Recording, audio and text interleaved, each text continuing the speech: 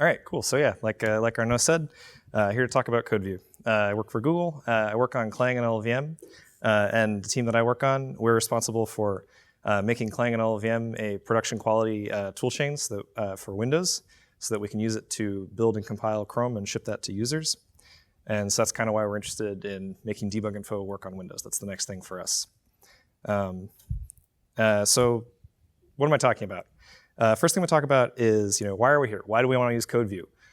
Why don't we want to, use DWARF? Why is this format important? Then I'm going to talk a little bit about the basics of the format. Like, you should sort of walk away from this talk with a feeling for the flavor of the actual records that you have on disk. Kind of, if you should, it's sort of like being familiar with DWARF abbreviations that has a certain kind of feel. Then I'm going to spend a lot of time talking about deduplication of CodeView at link time. This seems to be one of the major focuses of the format. There's a lot of techniques that are worth looking at and learning from. So we'll learn about that. Then I'll tell you about how we're doing implementing this thing in LLVM, where we are today, and what we can use from the format for other debug info targets.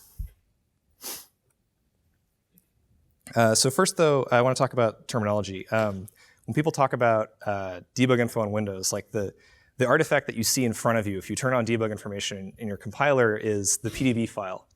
But the PDB file is the container format that goes around the CodeView. So a PDB file is a lot like a dsym or something, or other container like a DWARF package, DWP, like you might find on Linux.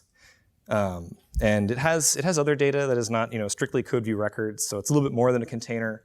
But when you say PDB, that's sort of what you should think of. And when I say CodeView, what I really mean is the records describing the records that need to be emitted by the compiler to describe the source program. And the kinds of things that would be more in the realm of PDB information would be something more like a hash table or map or index that allows the debugger to efficiently look stuff up, which is maybe more of the domain of the linker and less the domain of the compiler. That's kind of the separation there. So why do we want to be here? We want to use CodeView, and users of LLVM want to use CodeView and PDBs because there's already a really rich ecosystem on Windows built around PDBs.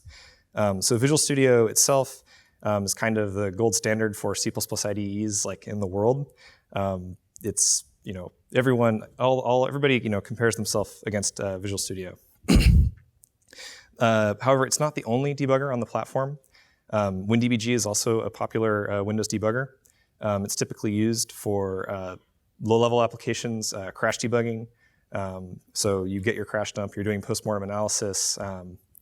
You may maybe optimize code. You're going to be looking at registers and memory. It's very good at that kind of thing. So we need to, if we were not using CodeView, we would need to build something that fills both these roles. And then on top of that, every application pretty much has its own little self-stack dumper built into it. So LLVM, in fact, has its own stack trace dumper built on dbghelp.dll, which is a DLL that allows you to, basically access the information inside PDB files and, find out, answer address to line queries, this kind of thing. And there's also things like profilers. We wouldn't want to replace every profiler built on Windows. Windows Performance Analyzer is the popular one that Microsoft provides. And then there's the whole symbol server infrastructure, which allows companies to run their own server where they upload all the PDBs of all the released builds they ever did, so they can debug any crash in production just by looking up the build ID and downloading it. So that's a lot of stuff. We don't want to replace all of it. Hopefully that motivates why we want to do this. Okay, cool. So what do you get if you were to walk up to MSVC, turn on debug info, and compile a C++ file? What would we find in the object file? First thing you'd notice, you look at the sections, you'd find two different section names. You'd see the debug$T section, which happens to contain all of the type information, T for type. And you'd see a number of debug$S sections. And this is the so-called symbol section, which basically is everything that's not type information. And so it has all kinds, it's a grab bag of stuff, right? It's got That's where you find your line table info, which is going to be sort of a tabular thing, not really a record-oriented data structure. Strings, unwind information, all this kinds of stuff. But the main thing is the type thing kind of stands out. And in this example program, like you would find the information describing like the name of the struct point and what fields it has and what types the members X and Y are. That would be in the type section, and then the symbol section would describe like at what relocation in the object file, what offset in the object file does the function main start? Where in the text section is it? And at what offset on the stack would I be able to find the variable p? That's symbol information. Yeah. So this is a pretty striking difference. Why is this so important? So the thing about type information and debug type information in particular is that it typically comes out of headers. So every translation unit is pulling in the same headers. It's using the same struct types over and over and over again. And some people think they can structure their programs so that they don't have this problem. Their headers don't get too big. But in practice, we find that that's not really feasible. And so your header prefix kind of grows quadratically, or linearly in the size of your code base. And at the end of the day, you're feeding every type in your program in every object file across all object files to the link, and that's like pretty big. So it can end up dominating the data that you're feeding into your final link step. And so by deduplicating it, you save yourself a lot of work. You're doing work, but you're saving yourself. The final PDB is going to be smaller, so that's good. You're going to be doing less I/O to write it out, and then it's a lot better for the debugger. It doesn't have to do nearly as much work scooping through all of this information, looking for the parts that it actually really cared about. And so this is all splitting out debug information is just all in service of achieving these goals. I think it's interesting to note that we have similar technology on Linux with I think DWARF 5 type units, and other platforms do similar things. So this is not this is a common issue. So how are we going to go about deduplicating type information? Basically, what we're going to do is we're going to take all the type information, which you can think of as being a graph. We'll have records describing the various kinds of types. So they'll describe pointer types, record types, enums, whatever. And then they're going to point to each other with type indices. And basically, what we're going to do is we're going to see all these graphs and all these different object files, and then we're going to try to merge them together. But this is not necessarily an easy problem because in general this is kind of a graph isomorphism problem. Although we have some things to help us. We have some things like names, so it's a little bit easier. But that's kind of the general strategy here. So what do our nodes in this graph look like? Our nodes, like I said, are the type records. And so this is this is kind of what they feel like. They're just these little records where you have a 16-bit length, 16-bit kind, and then some opaque data inside there, and that will similarly be just another C struct type. It's pretty old school, right? Like this, I already feel like I'm in the 80s. This is good. And what's kind of cool about this is, well, it has some limitations. Like you end up needing to, truncate certain long names, perhaps produced by like ridiculous levels of template instantiation. That's not too bad. And it's pretty simple to basically just take this thing and hash it, and I can compare type records for equivalence. So that's kind of cool. One interesting thing here is that this format is it's just C structs, right? It's a little bit more limiting than something like DWARF abbreviations, where you have a whole lot of flexibility. And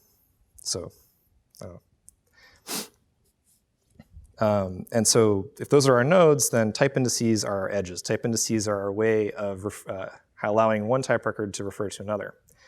So every type gets a type index. There are some pre-assigned type indices below hex 1000, and those represent very simple types, things like built-in integer types, int, short, and then they also represent some pointer types, some derived types. So pointers to basic types, basically. There's a couple other special cases for things like handle, but I don't actually see Microsoft producing that very often. I don't think we produce that, but it's not that important. And then, like I said, the type indices are what you use to refer to other type records. And then every type record basically it's not its position in, if I have a stream of type records, it's not the byte offset in the stream, it is the nth record in the stream. So the nth record will get the type index like hex 1000 plus n. But we still have this problem that, that's our representation, but it's still like a general directed graph. So it's really easy to create cycles with things like this, and then it can be very hard to deduplicate two equivalent cycles. So you notice we basically we declare foo, and then we, through a pointer type, have foo reference itself, and there's our cycle. So what are we going to do about that? The basic idea is that you can actually make the source language type graph into a DAG if you basically just cut the link at the point of where you refer to record types. Basically, every time you would refer to a record type, you can just simply refer to its forward declaration and essentially referring to it by name. And now it's impossible to have cycles. Otherwise, your types would grow to infinite size. So here's how that last example kind of looks. If I were to break it down into type records, assign them indices, and so on. First I forward declare struct foo. Then I build a record to describe a pointer to foo. Then I build a record to describe the member list of some hypothetical type. And then I say, oh yeah, struct foo has that list. So I end up with 4 type indices, no cycles. Like, this is pretty good.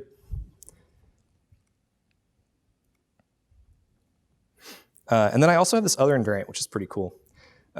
It's that any given type record can only use type indices smaller than its type index. And so that means that if I'm looking at some arbitrary, well-formed type information stream, if I just iterate over it, I'm basically walking over a topologically sorted DAG. Like, every type record that I visit as I go along, I will have seen everything that it could possibly already point to. And if I'm looking at 2 type records at some point in a type stream, and they use the same set of type indices to talk about other types, then I can actually compare them for equivalence just with a bitwise comparison. And so that leads to a very simple algorithm for deduplicating types and merging 2 type streams. So suppose we have 2 type streams, destination and source, and we want to merge source into destination. We already know something about the destination type stream. We have this map, which basically goes from the contents of the destination stream to the indices of the types that are already in that stream. And we start off with an empty map for rewriting type indices in the source stream as we process it. So we go through all the records in the source stream, and we basically use that map, the source to destination map, to rewrite the types in the type record. So this means that we have to know something about the layout of the type record. We have to actually have code that looks at the record, looks at the kind, says, okay, cool, I know where all the type indices are stored inside this thing. Go in there, pull them out, rewrite them, but that's not so bad. And then once you're done with that, you can take those bytes and just look them up in that hash map, that record map, and find out if you already have a type index for this record in the destination stream. If you don't have it, great, just append it. Now I've got my new type index, put it into a record map. Whether I did or didn't have it, I just need to update source to destination so that I can rewrite subsequent records that are built using this type record that I just processed. And that's kind of how you merge type streams together. I think this is really cool. This algorithm to me seems a lot simpler than what I've seen done in a lot of other places in LLVM where we have similar problems.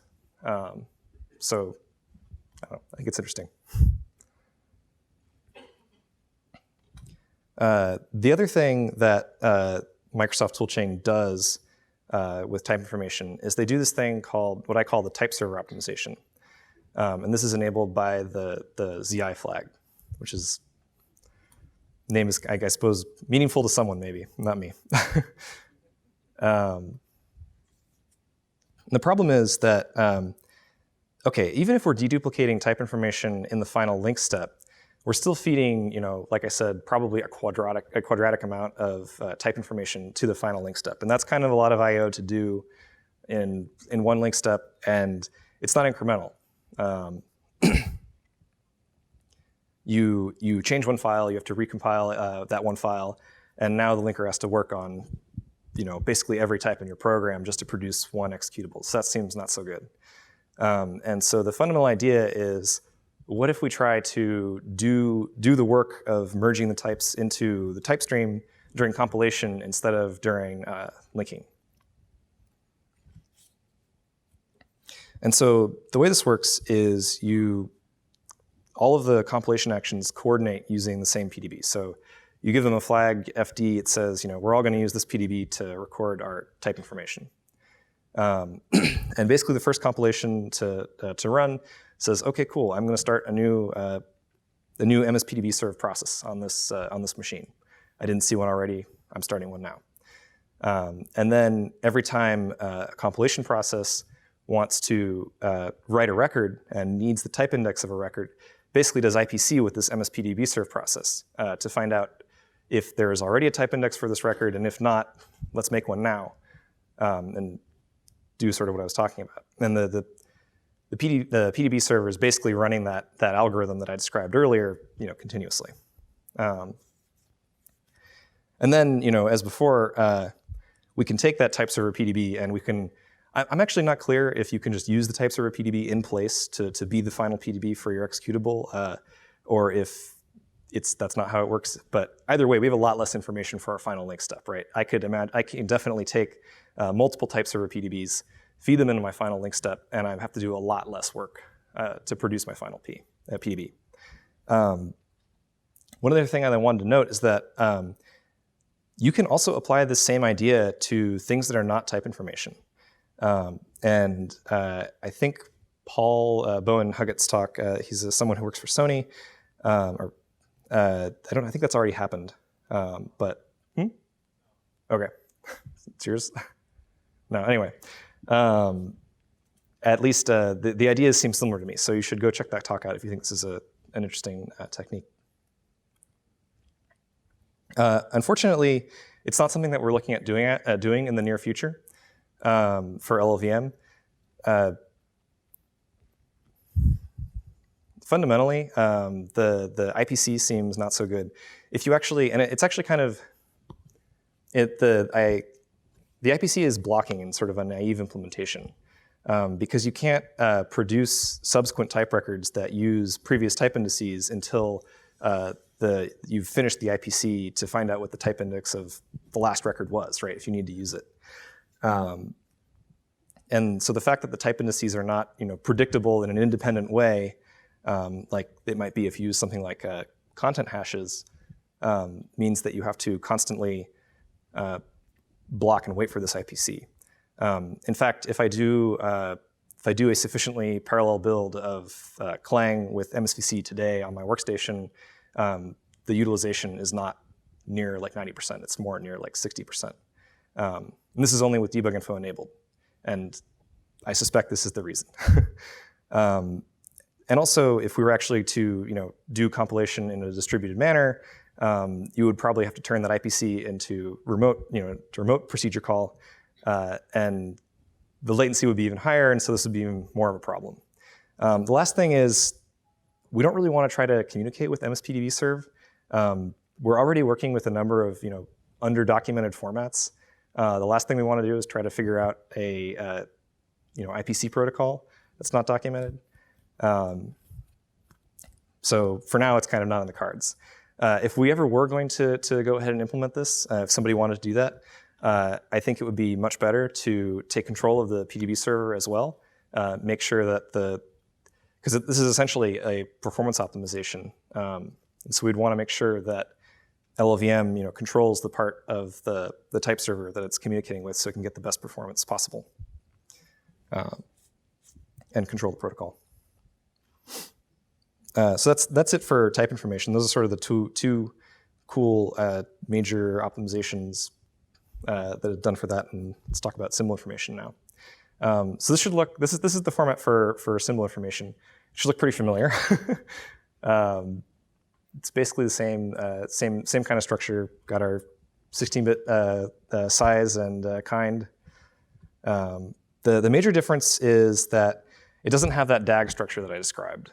In fact, there's no. I don't even think there's anything equivalent to like a die offset in the symbol stream, unless I'm mistaken. At least not at compile time. There's something similar to like the DWAT sibling record, but it's not something the compiler is actually even responsible for emitting. So there's no way for records to refer to each other except for them to contain each other. And they don't contain each other within the record length. They contain each other by bracketing other records with start and end records. The other thing that's special about symbol information is that it contains relocations against actual things. Like it actually has relocations against code and data, or text and data sections. And type information does not. That's why you can just take the bytes and hash them and use that as your equivalence function. So this is an example of how symbol records contain each other. You get this nested tree-like structure, and it's kind of the obvious thing, right?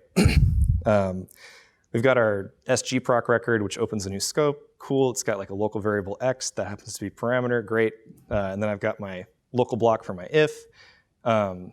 It also has a local variable right in there.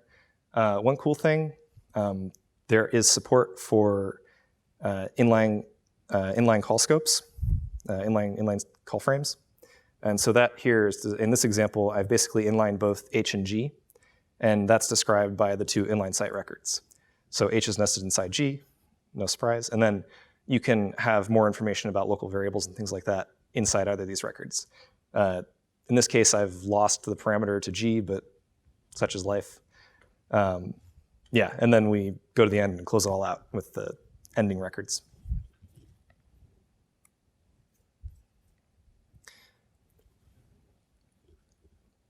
So the way that we wanted to go about dropping duplicate symbol information is very similar to the way that we go about dropping duplicate inline functions. We actually just, like I said, there are many debug $s sections in an object file. And so in this example, I've got many C++ inline functions. I've got F, G, and H. I referenced them all. I compiled this example. I asked for debug information, and Clang already implements all this stuff. So I end up with 5 section directives, but four actual sections, one of which is the main debug $s section. And the other 2 are comdat associative with the F, G, and H symbols for the actual. And those symbols are actually in the text section. So essentially, the way comdats work, if the section containing the F symbol in this object file is chosen for the final link, then we keep this debug $s section. If it is not chosen, then we discard both the text section, the debug info section, and some other unrelated stuff that I'm not talking about here.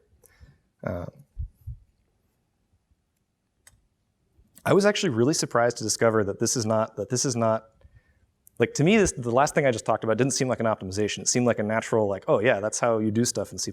Like you have unwind information, you have EH frame sections, you've got whatever you have talking about this, this code. We wouldn't want it to appear in the final binary if it was discarded. But that's not how DWARF works.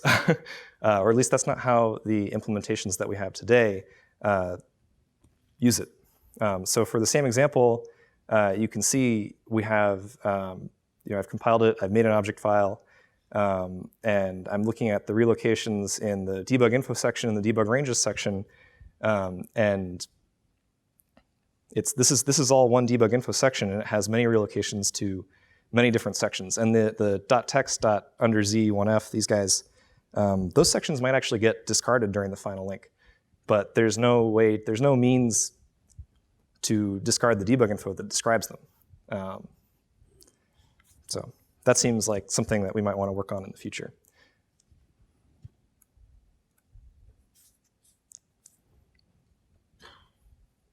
Okay, cool. So this is the basic sort of things that I learned while we were implementing CodeView. So sort of where we are is we have all the basics working. We've got line tables. We've got, we describe all your functions and global variables, everything you'd expect. One of the things that we've been working on is we've done a lot of work on optimized debug information. So we can describe interesting things like inline call frames, the line tables inside those inline call sites, which is not something that just falls out the way it does in DWARF. We can also talk about register allocated local variables and aggregates them split. And so I'm not going to walk through the details of the record format.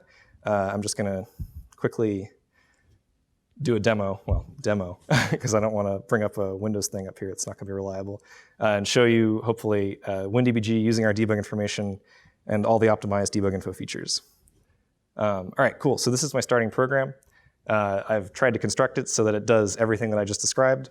I've got my inline function, loop_csr, which has got inside of it an aggregate int pair, and that's going to get split, and then it's going to get register allocated. And so what I have on the right is the assembly, and hopefully you can convince yourself that the X and Y fields of O are in EDI and ESI, and that's kind of what's going on here. We're calling G, we're pulling the return value out, and we're putting it in these calli-saved registers. So this is WinDBG, by the way. Like you should be feeling, I don't know, like you're really hacking on something low level, right? The anti-aliasing is off. Like this is real coding. I don't know, something.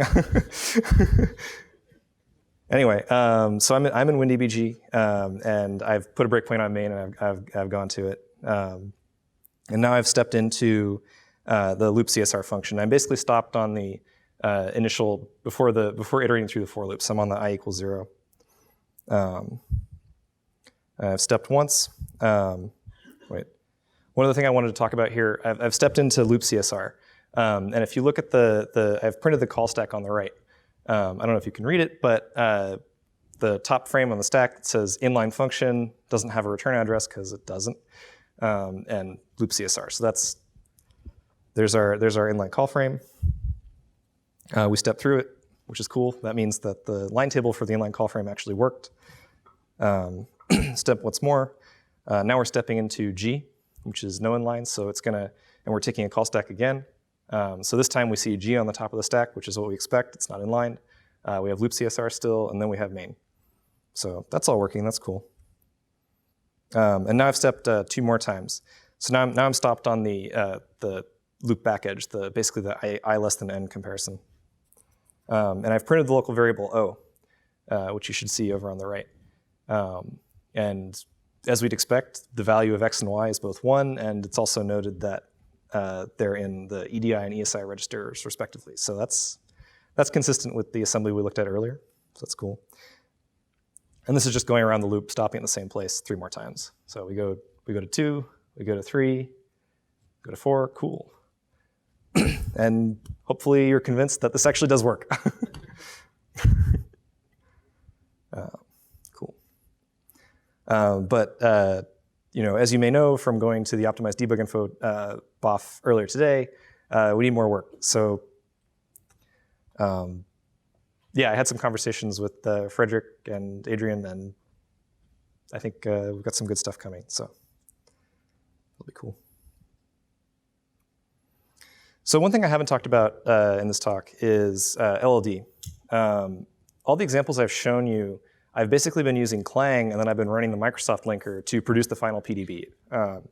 And we want people to be able to use LLD because it is, first of all, it enables LTO.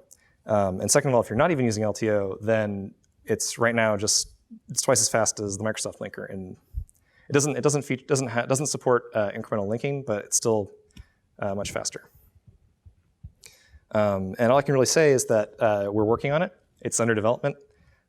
Sort of the way we've been going is we've been working on YAML serialization, deserialization, and then we're going to build up the libraries for reading and writing PDB files, and then kind of move that under the linker, get LLD using those libraries, and then hopefully we'll have working PDBs pretty soon. Cool. So things you should remember from this talk. The CodeView support in Clang and LLVM is basically feature complete. There are issues. As we discussed at the debug info BOF, it's kind of hard to find all of the debug info quality issues without actual usage, so please use it and file bugs. Eventually, you should be able to use LLD to make your PDBs as well, but that's later. I talked about 3 different interesting optimizations that we might want to incorporate into other debug info workflows. The way that the type graph DAG merging algorithm, the type server approach, and maybe also using comdat deduplication to drop duplicate symbol information. The last thing I thought is the type merging algorithm is actually applicable to a lot more things in LLVM than just debug information linking. There's a lot of places where we essentially have a type system and we need to merge duplicate type information. Right now, the IR linker has a type merging algorithm, which is, I've heard it could be improved. And then we have the debug info type merging, which is necessary for LTO. And then finally, we have tools like dsymutil. LLVM has its own copy of its own version of dsymutil, and maybe we could use these techniques to improve its type uniquing. Cool. So that's the talk. Questions?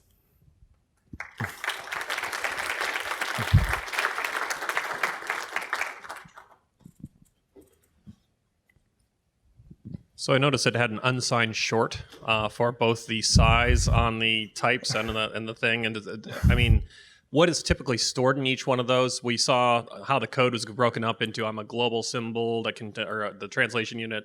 Is everything just kind of I'm a one of these and here's my name, or like does a record contain all of the members? So if you had 1,000 members, you wouldn't be able to represent that in one type unit. Right. Okay, so for things like enums and record types, which have like long lists of members, there's a way to chain records together. So for list records, so they essentially have you would start with like the first 6,000 members or whatever, and then the last entry would be, oh yeah, the rest of them are in the next record. Yeah.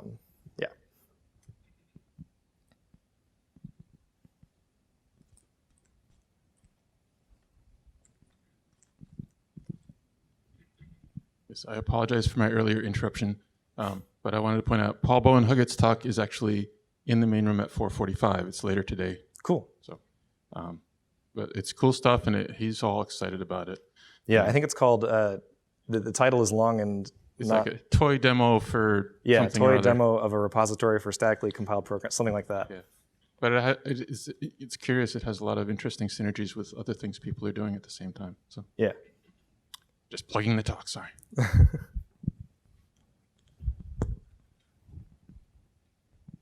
Any questions?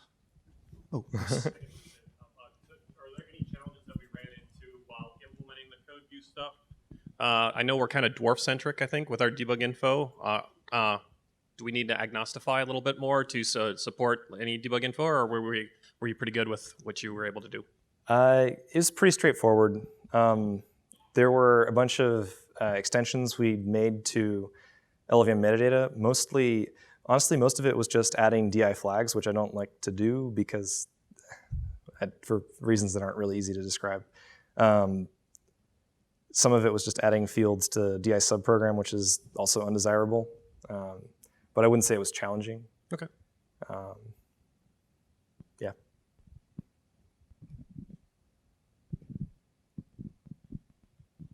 You touched quickly on the optimized debug experience and made it sound pretty good and mentioned the BOF from earlier. Do you have a sense of Microsoft? Apparently, I don't have experience myself, but in modern VS 2015, it's supposed to be a very good optimized debug experience. Yeah, how does ours compare to theirs, or? Yeah, how does ours compare to theirs? Is there something about CodeView that makes it easier to do that? No, I don't think CodeView makes it particularly easy. Like DWARF is very, so DWARF is very extensible. It's very general. It's like ELF in that way. CodeView, as you saw, is not very extensible. It's like, here are the record kinds. This is all of them. Here are the C structs. I don't have abbreviations. Like, I'm not designed for forward compatibility. That's kind of how it feels, at least. So the optimized debug info, for example, the optimized debug info does not have support for saying this local variable has been optimized out, but at this point in the program, it was the constant 42, and it will be the constant 42 until some point. There's no record to describe that, and that happens. LLVM likes to do that a lot to its local variables, where they don't get materialized until much later. Okay. Any other questions? We have some more time. But I think sorry, I didn't answer the full question, which was, how does our experience compare to theirs? I think ours is probably not quite as good as theirs. But I don't know. We do, yeah. Hard to say. It will be. Yeah.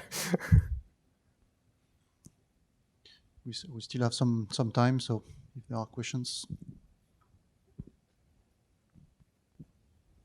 So just looking at your last bullet point there, it's easy to imagine merging DWARF abbrev sections. Can you kind of speculate on how much work it would be to do this sort of merging for debug info sections or portions of them? I mean, we kind of know how much work it is because people already do it. But I don't. I mean, you should ask Greg Clayton and Frederick about the work involved in tools like llvm-dsymutil.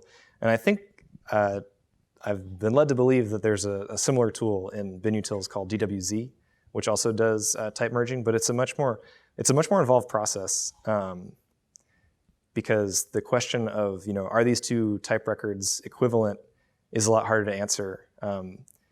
You have things like templated member functions that show up inside of a class definition that make it so that two different class definitions and two different translation units look different, have different member lists, and now they're not like content equivalent. And making it a priority for your compiler to carefully leave those things out of the class definition and that kind of stuff, that doesn't just fall out in DWARF.